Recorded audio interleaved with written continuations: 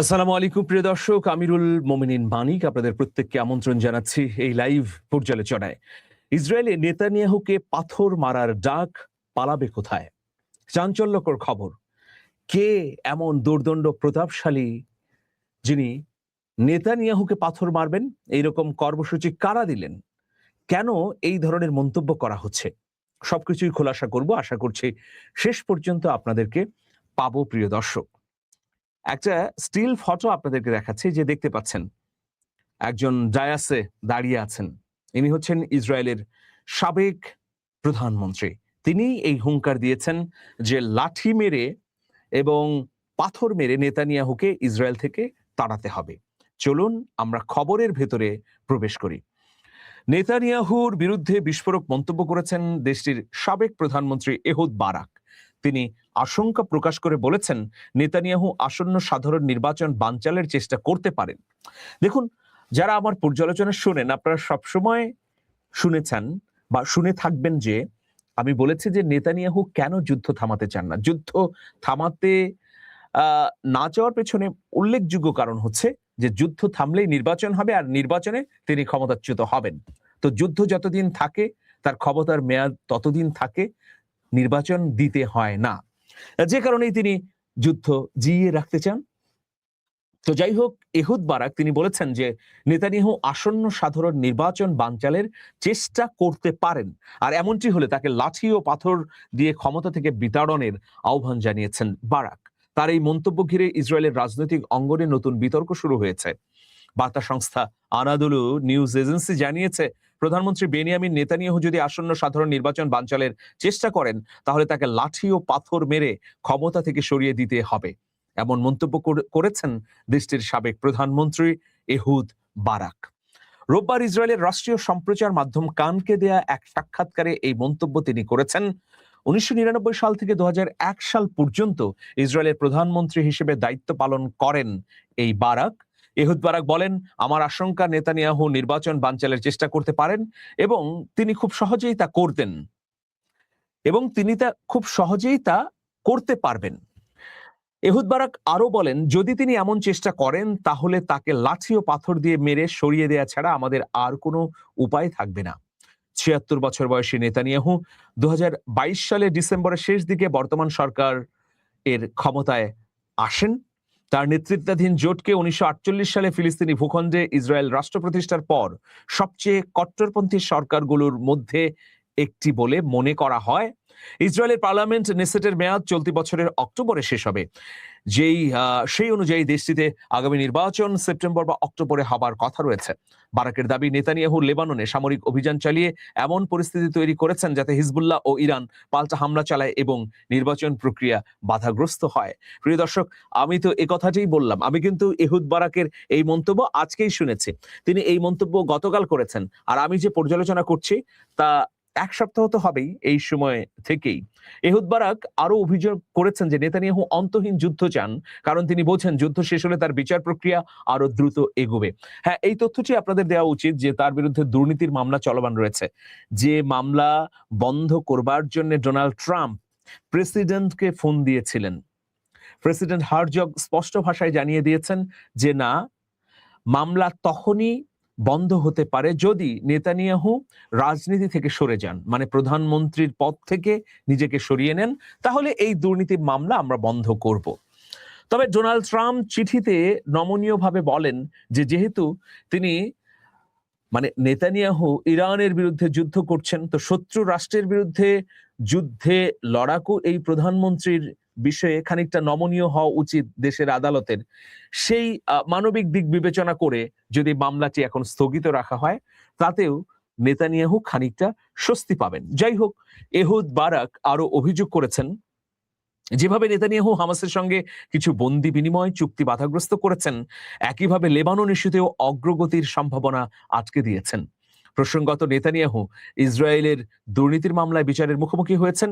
Ehud Barak যুক্তরাষ্ট্র ও ইরানের মধ্যে গড়ে ওঠা সমঝোতার সমালোচনাও করেন। তিনি বলেন, এক কথায় খারাপ, দুই কথায় খুবই খারাপ। তার মতে নেতানিয়াহুর অধ্যত্ব ও দূরদর্শিতার অভাবের মূল্য এখন ইসরায়েলকে দিতে হচ্ছে।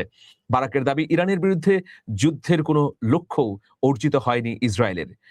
এদিকে এহুদ বারাকের এই মন্তব্যের পরপরই নেতানিয়াহুর মিত্রদের মধ্যে তীব্র প্রতিক্রিয়া দেখা যায়। লিকুদ পার্টির আইন প্রণেতা এবং নেসেটের পররাষ্ট্র ও প্রতিরক্ষা কমিটির চেয়ারম্যান বোয়াজ বিসমুথ বারাকের বিরুদ্ধে ফৌজদারি তদন্তের দাবি জানান। এক্সে দেয়া পোস্টে তিনি জানান, প্রধানমন্ত্রীর বিরুদ্ধে সহিংসতাকে বৈধতা দেওয়ার চেষ্টা করছেন এহুদ বারাক। বিসমুথ আরো বলেন, তাকে একজন মনোরোগ বিশেষজ্ঞের কাছে পাঠানো উচিত, আর যদি মানসিকভাবে সুস্থ প্রমাণিত হন তাহলে তার বিরুদ্ধে অবিলম্বে ফৌজদারি তদন্ত শুরু করা উচিত। প্রিয় দর্শক, এই হচ্ছে পরিস্থিতি। মানে ঘরে বাইরে তিনি চাপের মুখে আছেন। নেতানিয়াহু একজন নরঘাতক নিপীড়ক। তিনি নির্বিচারে ফিলিস্তিনের গাজায় যে ধ্বংসযজ্ঞ চালিয়েছেন, গত কয়েকশো বছরের ইতিহাসে এই ধরনের গণহত্যা পরিচালিত হয়নি। তার বিরুদ্ধে আন্তর্জাতিক অপরাধ আদালত গ্রেফতারি পরোয়ানা জারি করেছে। তিনি যুদ্ধ অপরাধে একজন অপরাধী হিসেবে প্রমাণিত হয়েছেন।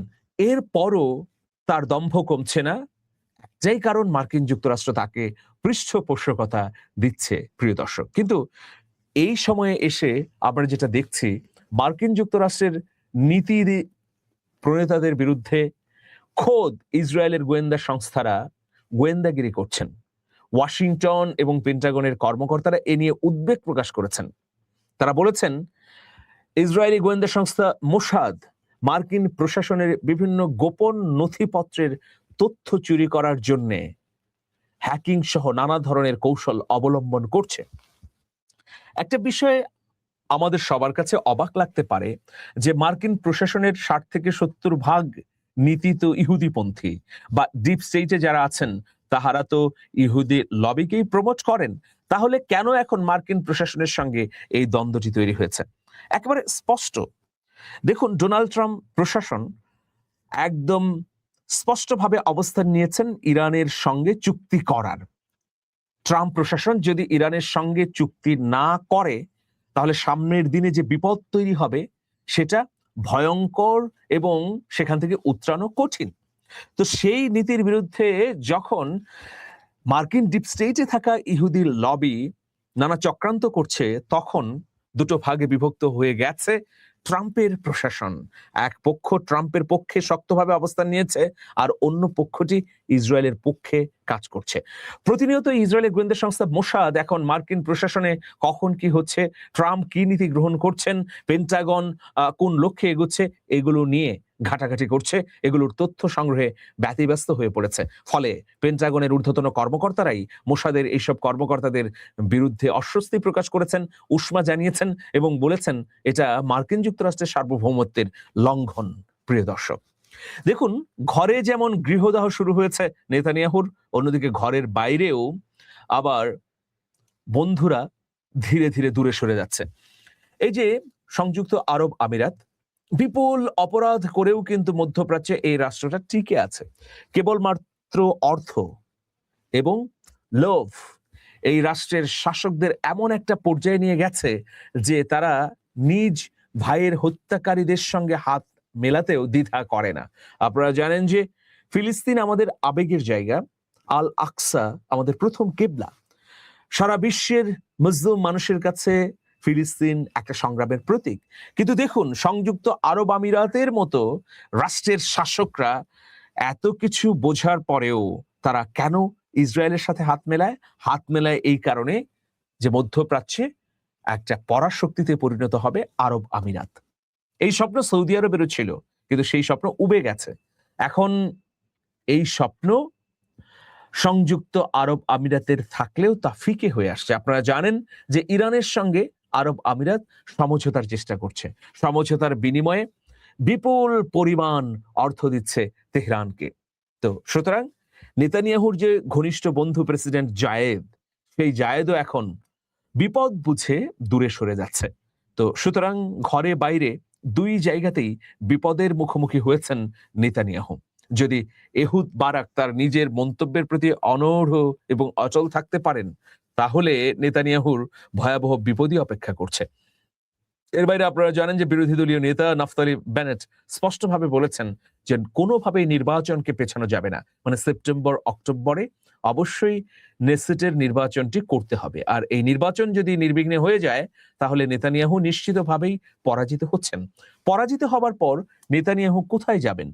বা এখন যদি ইসরায়েলের জনরোষ গণ অভ্যুত্থানে পরিণত হয় তাহলে নেতানিয়াহু নিশ্চিতভাবেই পালিয়ে যাবেন।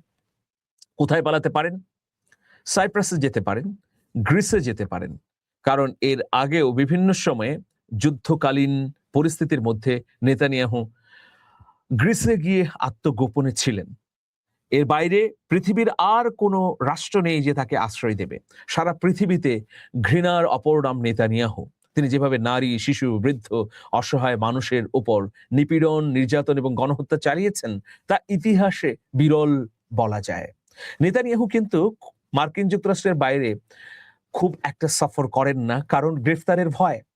তিনি এর আগে রাশিয়া সফর বাতিল করেছেন, ফ্রান্সে যেতে চেয়েছিলেন, সেই সফরও বাতিল করতে বাধ্য হয়েছেন, কারণ একঘরে হয়ে পড়েছেন। এরকম চাপ নিয়ে কতদূর এগুবেন নেতানিয়াহু সেটাই দেখার বিষয়। ভালো থাকবেন, শুভেচ্ছা নিরন্তর। আল্লাহ হাফেজ।